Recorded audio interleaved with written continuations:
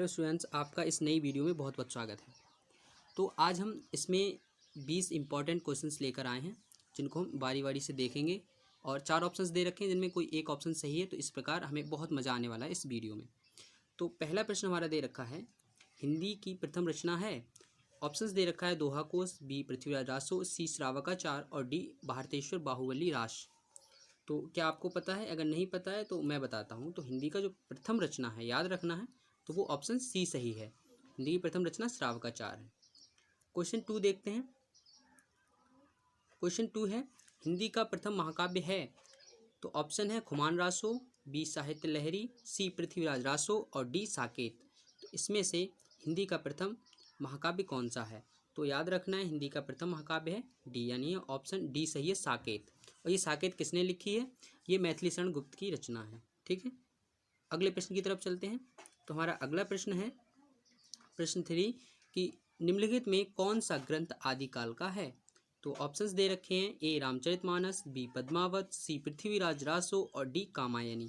तो इसमें से आदिकाल का कौन सा ग्रंथ है? तो इसमें आदिकाल का जो ग्रंथ है वह है पृथ्वीराज रासो। ऑप्शन सी सही है, पृथ्वीराज रासो। और पृथ्वीराज रासो जो रचना है यह चंद्रवरदाई की है, ये भी याद रखना, ये भी पूछ लिया जा सकता है। अगले प्रश्न की तरफ चलते हैं। तो हमारा प्रश्न नंबर 4 इस प्रकार है, नरपति नालय ने लिखा है। तो नरपति नालय ने कौन सी रचना लिखी है, यह हमें बताना है। तो ऑप्शन ए दे रखा है बीसलदेव रासो, बी संदेश राशक, सी खुमान रासो और डी पदावली। तो इसमें से नरपति नालय ने जो लिखी है वह ए ऑप्शन सही है, यानी बीसलदेव रासो। बीसलदेव रासो जो है नरपति नालय की रचना है। प्रश्न नंबर 5 देखते हैं। हमारा प्रश्न नंबर 5 इस प्रकार है, हिंदी का आदि काव्य है। तो हिंदी का आदि काव्य कौन सा है? Option A Bisaldev Raso, option B Ramchandra का, ऑप्शन सी है भारतेश्वर बाहुबली रास और ऑप्शन डी साहित्य लहरी। तो सही ऑप्शन है वह है बीसलदेव रासो। और बीसलदेव रासो किसने लिखा है? अभी तो मैंने बताया था, ये लिखा है नरपति नालय ने। ठीक है, तो अगला प्रश्न हमारा है प्रश्न नंबर 6। तो प्रश्न नंबर 6 में कह रहे हैं कि आदिकाल की रचना है। तो इसमें से आपको आदिकाल की रचना बतानी है। ऑप्शन ए है अखरावट, ऑप्शन बी छत्रसाल दशक, ऑप्शन सी खुमान रासो और ऑप्शन डी पदावली। ऑप्शन सी सही होगा, इसमें खुमान रासो जो है आदिकाल की रचना है। ठीक है, अगले प्रश्न की तरफ चलते हैं। अगला प्रश्न नंबर 7 हमारा इस प्रकार है, इसमें कह रहे हैं कि हिंदी साहित्य के आदिकाल के लिए चारण काल नाम दिया है। ठीक है, जो हिंदी साहित्य में जो आदिकाल है इसके विभिन्न नाम रखे गए हैं। जैसे कि एक तो चारण काल, ये नाम किसने रखा है? तो ऑप्शन दे रखा है अ राहुल सांकृत्यायन ने, ऑप्शन स राम कुमार वर्मा ने, ऑप्शन व रामचंद्र शुक्ल ने, ऑप्शन द डॉक्टर नगेंद्र ने। आदिकाल का जो चारणकाल नाम है वह रखा है राम कुमार वर्मा ने। ठीक है, और मैं आपको एक चीज़ और इम्पोर्टेंट बता दूं, आदिकाल का एक और इम्पोर्टेंट नाम है जो कि बीज पवन काल है। ठीक है, और ये रखा है हमारे आचार्य महावीर प्रसाद द्विवेदी ने। ठीक है, आप इसको भी याद रखेंगे। अगला प्रश्न नंबर 8 इस प्रकार है। प्रश्न नंबर 8 में कह रहे हैं कि अग्रदास किस काव्यधारा के कवि हैं। ठीक है, तो ऑप्शन ए दे रखा है कृष्ण काव्यधारा के, ऑप्शन बी वीर काव्यधारा के, ऑप्शन सी सूफी काव्यधारा के और ऑप्शन डी है राम काव्यधारा के। ठीक है, तो जो अग्रदास हैं वह राम काव्यधारा के कवि हैं। ठीक है, अगला प्रश्न देखते हैं। प्रश्न नंबर 9।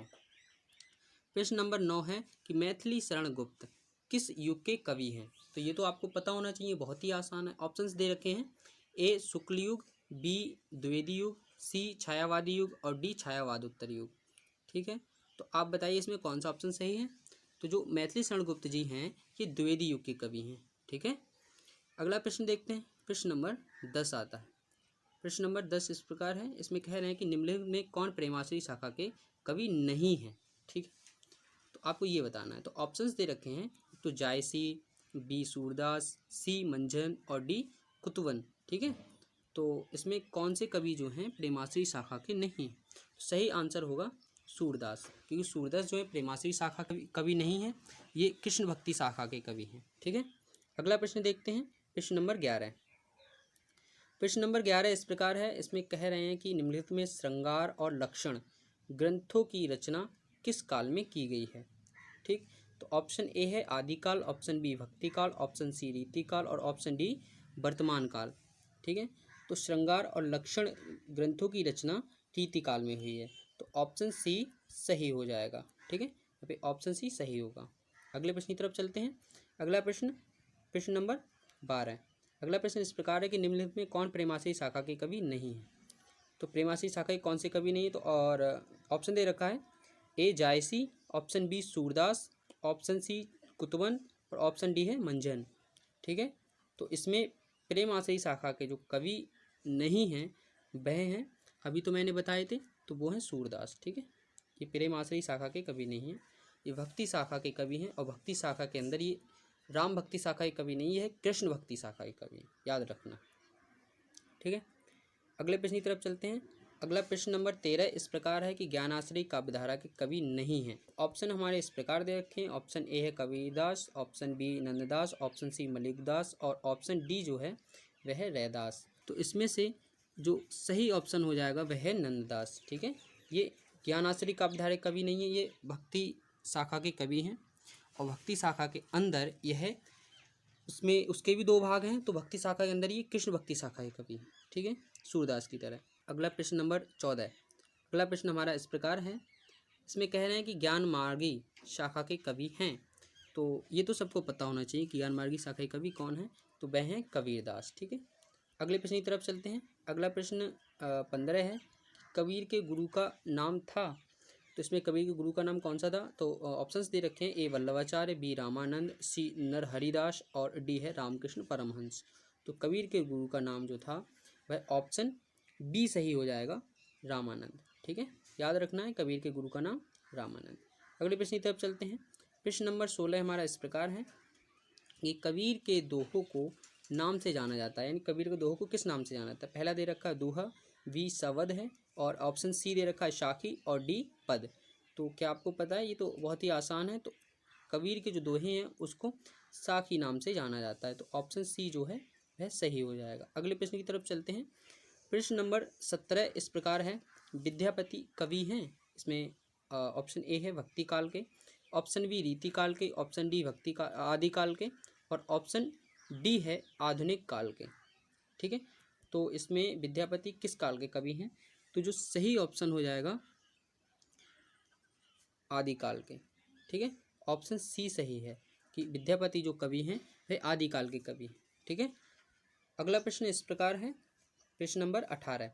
इसमें कह रहे हैं कीर्ति लता के रचनाकार हैं। तो Sarangdhar option A, option B Dalpati, option C Vidyapati और ऑप्शन डी है जगनिक।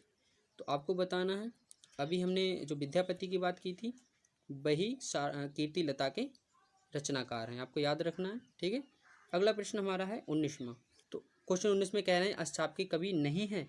तो सबसे पहले हम आपको बताते हैं कि अष्टचाप है क्या। तो अष्टचाप जो कवि, अष्टचाप एक समूह था 8 कवियों का, इसमें 8 कवि शामिल थे और ये सभी कवि जो थे वह कृष्ण भक्ति शाखा के कवि थे। ठीक है, तो इसमें ऑप्शंस दे रखे हैं।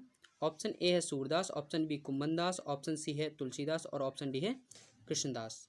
तो इसमें तुलसीदास हो जाएगा। ये तुलसीदास कृष्ण भक्ति शाखा के कवि नहीं थे, यानी कि अष्टचाप के कवि नहीं थे। ठीक है, तो ये तुलसीदास हो जाएगा। और लास्ट प्रश्न की तरफ चलते हैं। हमारा लास्ट प्रश्न है और इसका आंसर आपको खुद देना है। श्रृंगार और वात्सल्य रस के अमर कवि हैं। ऑप्शन ए है गोस्वामी तुलसीदास, ऑप्शन बी है सूरदास, ऑप्शन सी कबीरदास और ऑप्शन डी है घनानंद। इसका आंसर आपको खुद बताना है। अब मिलते हैं अगली वीडियो में। ठीक है, यहाँ पर देखो आपको बहुत अच्छे से मैंने ये क्विज कराया है और नो टाइम वेस्ट, ज़्यादा बकवास नहीं की गई है, डायरेक्ट आपको क्विज की तरफ ले जाया गया है। बिना टाइम वेस्ट के ऐसे ही क्विज करना चाहते हैं इंटरेस्टिंग तरीके से, तो आप इस चैनल को सब्सक्राइब करें और लाइक ज़रूर कर दिया करो। मिलते हैं अगली वीडियो में। Thanks for watching.